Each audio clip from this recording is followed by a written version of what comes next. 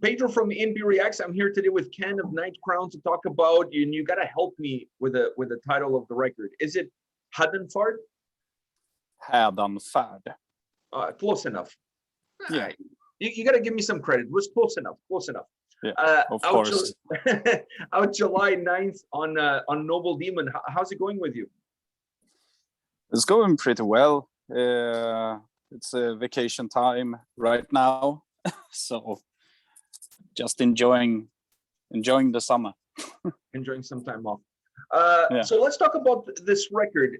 What inspired this album on a musical perspective and also on a lyrical perspective?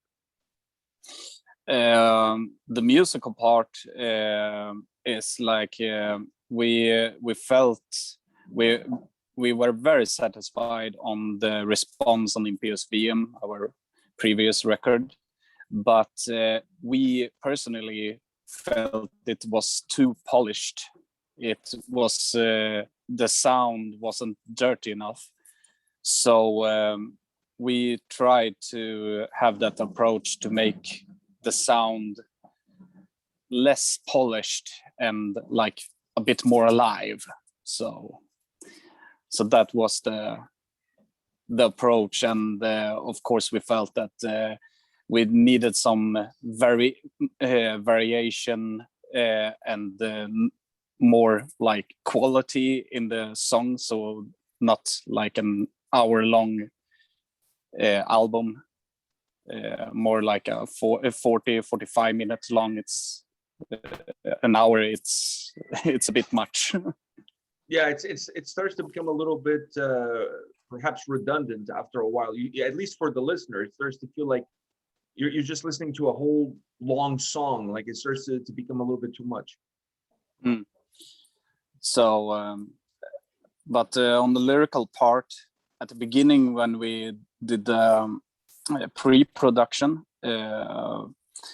it was not supposed to be a concept album. It was supposed to be more like Imperius VM, a variation, a very thin thread throughout the whole album. But I think it was after I got the demo version of the last track, Enslingen, that was the time when I decided to make it more like a concept album. So I started to change some stuff in the lyrics on all the other demo tracks, and then I found out that I saw a connection through the lyrics with a novel that I've been working on for quite a while. So I decided, it will be a connection between the album and my novel. Interesting. You mentioned that you wanted this album to feel a little bit more raw, not to necessarily be as polished as the debut record. Outside of that, was there anything that you learned through the process of recording the debut album that helped you make this a stronger, a better record all around? Yeah, I think that we took time with the pre-production process. When even when we felt that a song was like ready for recording, when we have like just done I think it was some of the guitars on that record, so we decided to like listen on it again and just to feel the song and ask ourselves if it felt right. So we did like I think it was before we sent it to mixing, like the day before or the same day, we made some major changes in one song I think, and I needed to like go to the studio and record some last minute vocals because I was like done with all the vocals long before. We like this Hädanfärd was recorded on the same way as Imperius VM at our own home studios. So the last parts that we recorded was like the drums and the clean vocals and such. So, and some small guitars. So the vocals was like already done long before. So I was quite lazy at the end. So when I got message from Henrik to, yeah, you need to record some more vocals on this track. When can you do it? Yeah, I need to check my schedule. So we not so much planning on this album. I think there was some last minute changes all the way to the 11th hour, if you will. Yeah, exactly. So and the reason was that we asked ourselves about each song that doesn't feel right. Is it done? Can we change anything? Can we make something better of it? So was that a challenging aspect for you? Was that the most challenging perhaps aspect of this album, having those last minute changes when you're perhaps not prepared for them anymore? Or were there some other challenges that this record threw at you? Yeah, I think that overall is that this record we really wanted to like show that extra spice of ourselves. So I think that we pushed each other very, very hard to make it feel right. We we pushed our guitarist Johan, because he's a great singer, he's a great guitarist, but as many musicians around the world, everyone is very self-critical on different stuff and aspects. So it's on the Hädanfärd we have pushed each other a lot to like, now we need to like show that we earn this crown, we earn a spot among the giants. So now that you've had some time perhaps to digest this record, it's not out to the masses yet, but at least yourself, you've been able to listen to it. So you look at this album, you look at the debut record, which one was more stressful? I think probably I don't think neither of them was very stressful. I think overall, even if we have set in the 11th hour to fix like last minute changes, we have not felt any stress about it, because we don't let it get to us, since we all record all our stuff at home. We don't have like paid any producers or engineers to. That's like another way to to get stress, that we have just these days to record it. It needs to be perfect. We need to be satisfied with it. So I don't think that we're stressed at all. Maybe at some moments, but when I look back on it, I don't think none of us were ever stressful about it. One of the things about this record that I noticed first, that it has a little bit of an old school structure to it. It starts off really strong. It feels like it has a side A, and then it has that instrumental interlude in the middle that breaks the album into two, and then it has your side B if you're looking at a vinyl per se. What do you feel that the structure of this album gives to the record? That does it impact, in your opinion, the playability of the album? Does it make the album more fluid, more dynamic, more engaging? How do you see that structure and the impact that it has on the record itself? I actually, I think it was I that put the songs in order on Impious VM, but more with collaboration with Henrik.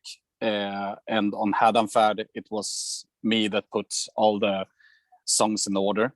at the beginning, I didn't thought it was like my job to do it, because I had other things to attend to. So, but Henrik asked me, "Can you please like put them in a good order to like so you don't put like all the fast songs." The fast songs on like at the beginning and the slower ones at the end. So I try to like give it a good feel of it, because I personally, when I listen to records, I listen from beginning to end. I don't listen to specific, of course, singles and such that are releases, but when I enjoy a good record, I need to enjoy it from the beginning till end. Mhm. So from my point of view, the only like guideline I personally had was to put nattkrönt first.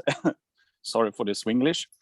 And English, I've never heard that before, but I love that. Yes, it's a combination of Swedish and English. Anyhow, so I wanted nattkrönt as an opener, and I wanted Enslingen as the last track, because the whole like story was like mixed in together with it. So, and after that, I just counted all the minutes and such, and just put out rest of the song that I felt that, yeah, we need some more speed here, and we need to tune it down here, because then you get that like peak of it, then it slows down and you reach the point of no return, but it goes up again. Back up again. Yeah, I had that same feeling. I felt like the way you guys structured the album, the opening, the closing, and that interlude instrumental, which is the title of the record, right at the middle, those three had to be where they are. The other ones, there was some wiggle room, but I really thought the structure of the album helped the record feel a little bit more continuous, feel a little bit more dynamic, which takes me to my next question. I felt like this was a balanced record, but that doesn't mean it's repetitive, because I still felt like the album was very diverse. So how do you balance out a record that has songs that do pull you into different directions, but at the same time, at the end of the album, it all feels like one single record? How do you find that balance? I don't know, actually. I just write stuff. But I don't know. It probably it's like we had a like Q&A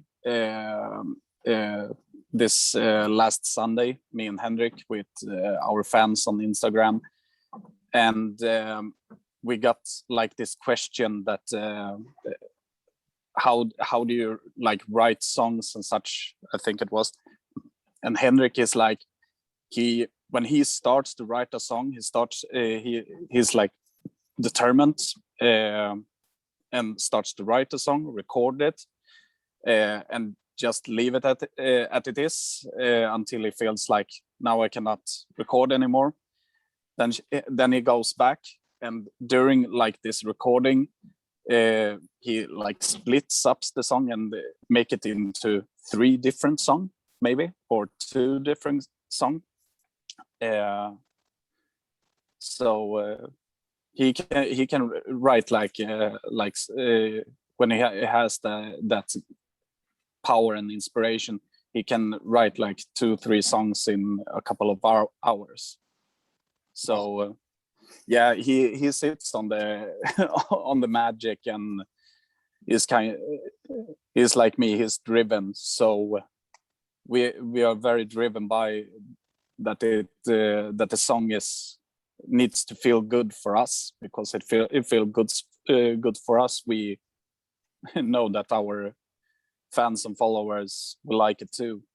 So that question is really hard, because one of the songs on Hädanfärd was actually supposed to be on A&P-Reacts, but during the recording there were some technical issues, so we decided that we take that song later on, and we got lucky because it fit very, very well on Hädanfärd.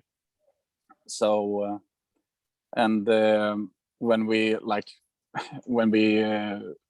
put out our debut EP, Humanity Will Echo Out, we had like 4 or 5 songs more, but we decided to we just put out these 3 songs, and we save the 4th song for the album. So so we have materials that fits, but overall it all happens in the like pre-production process. We are actually right now in the pre-production for our 3rd album, so we have like, I think it's 4 or 5 songs already in progress. So but we work with themes, and we work with what we want the album to feel like, if it's supposed to be more melodic, or it's going to have a more epic sound, or a folkish touch, or more like a old school blackened sound. So it all comes down to the feeling that we want to give the audience. The vibe. You mentioned that you wanted this record to be less polished than the debut album. You wanted to be a little bit more gritty. Having said that, when I listen to this record, I feel like you guys, not that it's polished necessarily, but you guys were able to create a big sound, but a very well-defined big sound that has an impact, obviously, on the atmosphere that the album carries. So where did you wanted to add that grittiness that wouldn't take away necessarily from the volume that the record creates? Because this album has this big volume coming at you.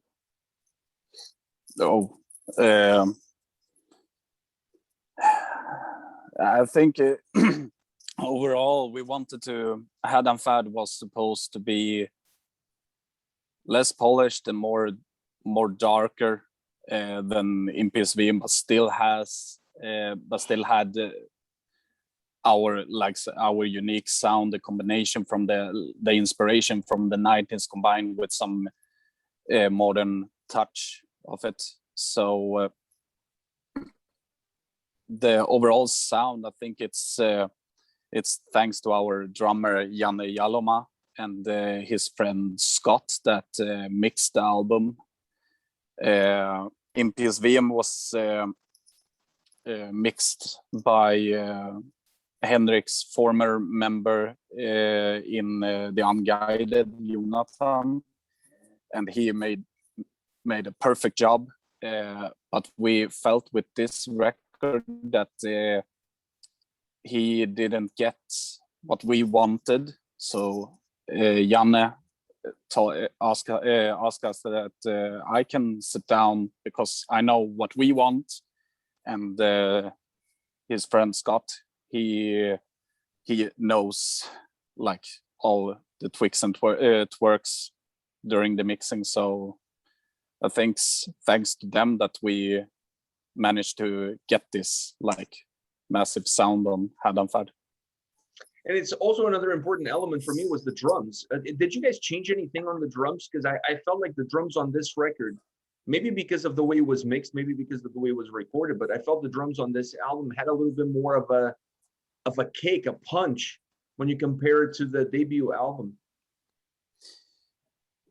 Yeah, I actually don't know. It's Janne who has the knowledge on that question, but I think he gets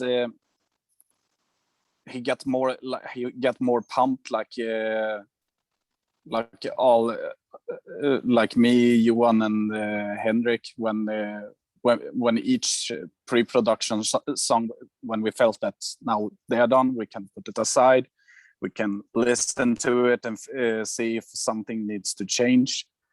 So when we felt that now we have all the songs to record this, we like went in with new power, with new influence, and we trust each other. That's like the good part to work with these guys, because we know what we can tell each other. If it sounds like shit, we can tell it to our to straight to the face that, yeah, you need to re-record that because that sounded shit. Yeah. So and if something sounds really good, then we give cred to each other. So I think that's why the whole album came out as it has been. It's like positivity, but we deliver something very dark. But in our perspective, it's a positive punch in the back on each and every one. Yeah, I agree with that take from you. We've talked about the structure, we've talked about the sound. Let's talk a little bit about the vocals. I like the diversity of approach on this album. You don't have necessarily like a one size fits all from the beginning all the way to the end, which would make perhaps the album start to sound a little bit repetitive. What do you feel the vocals give to this record? Do you see them having a bigger impact in the atmosphere, having a bigger impact in the volume and the sound and the heaviness? Where do you see them? I see them as I always do when I go into the studio. I always, when I hear a song, some songs like Fjättrad, it's like very straightforward. That so then I go on my feelings to like deliver something because deliver something personal, because Fjättrad is very personal to me. But overall, when it's like the same way as I listen to album, when I listen to like the vocals, if they are diverse and not follow the you're sorry back. Yeah, sorry, I got a call from my father. So when I listen to like records, I often listen to the whole perspective, but sometimes when it comes from a band with a vocalist that I really like, I also listen a lot to what they have made, and if they like use the most of their own voices, then it's like fucking perfect. And I try to do it myself, because I don't like to listen to like songs or albums where nothing with the vocals doesn't happen. And when I record vocals, my one of my best friends helps me out, and he has been like Nightcrown's 5th member from the start, because he helped me with the audition for the band, and he helped me with the EP and both albums right now. So we know each other a long time, so he knows that when we need to raise the dynamic in a chorus or a bridge or something like that. So I just stand there and scream what I want to scream. It's like this record is like the first record where I actually question myself many times when I have like recorded a perfect like line on a verse, and I felt that I can do it better. I can do it even better. I can do it even more brutal or more horrifying or something like that, because I always approach with each song to beat myself. So when I record like the demo version, I do my best, because when I record it for real, I want to beat myself. So I compete with myself each and every studio session. Wow. So was there a song on this record that gave you a little bit of gray hair on your gorgeous beard? Nattkrant. Really? But yeah, it was Nattkrant was one of the first songs that Henrik recorded for this album, and I love it from the first line I heard, from the first tune I heard it. But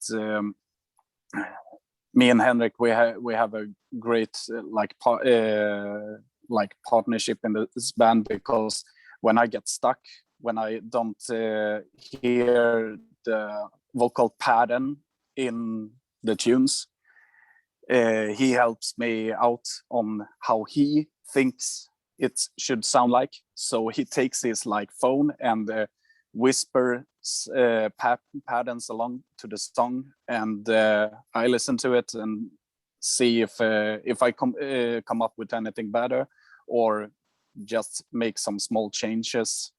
So, but that song gave me really gray hair, because it's it's really fast vocals, and really fast. yeah. And it's going to be interesting when we finally can like play it live, because I try to practice on it each and every day, because it's so fucking insane. But yeah, that's the hardest one. So it was it felt good when when all the songs were recorded, that I told my friend that helps me out with the recordings that, yeah, we need to like start with Nattgrönt, because that's a bitch. That's a hard one. But hard pill to swallow. Such an incredible song. I mean, the first time that I heard it, that was one of the things that I was thinking, is like, how the hell do you breathe at the same time that you're singing? Because it's just so ferocious of a track. But it's such a great song, such a great track. Yeah, has to be part of the live set.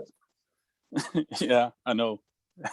I strive for it too, to play it live, because that song it's a fucking great opener. Yeah, incredible. It's absolutely incredible. Last question I have for you, and that is about the overall record. What do you see being the biggest strength of this album? I think it's actually because it's all the songs are sung in Swedish. I think it's because it's something about when you hear a record in the band's like original language, it gives you some that special feeling, because English, almost everyone knows English in one way or another. Maybe people can just write, or some people can just speak it, but overall, when it comes to music, it's like the global language. So when bands or artists comes out with a song on their native language, it becomes something more special about it. So, and I think that on the musical part, that when we saw the impact on and the response on A&P-VM, even though we felt personally that it was a bit too polished, we are very, very satisfied with that record. We started to like, yeah, now we need to beat that record, and we're going to like continue with each record we put out. We're going to have that like in our thoughts that, yeah, we're going to beat that. So if it gets like, I don't know, 9 out of 10 or 8 out of 10 overall for a record, yeah, then we need to beat it. And if we get like 10 out of 10, yeah, we need to get 11 out of 10 on the next record. So keep raising the bar. Yeah, exactly. It's the only way to go. I mean, you have to have that drive that pushes you forward. To do something as equal or below what you've done already, I mean, like, what would be the point? Yeah, I can totally appreciate that. Well, Ken, thank you very much for your time, man. I really appreciate chatting with you about this record. It comes out July 9th on Noble Demon. Go check it out, pick it up. Great album. You guys did a great job with this record. Really outstanding album. I was going to say that you guys took a step forward from the previous album, but it really felt to me that was more like a leap. You guys just like really jumped over a couple of steps with this record. So phenomenal job. Thanks, man. Appreciate it. All the best. See ya.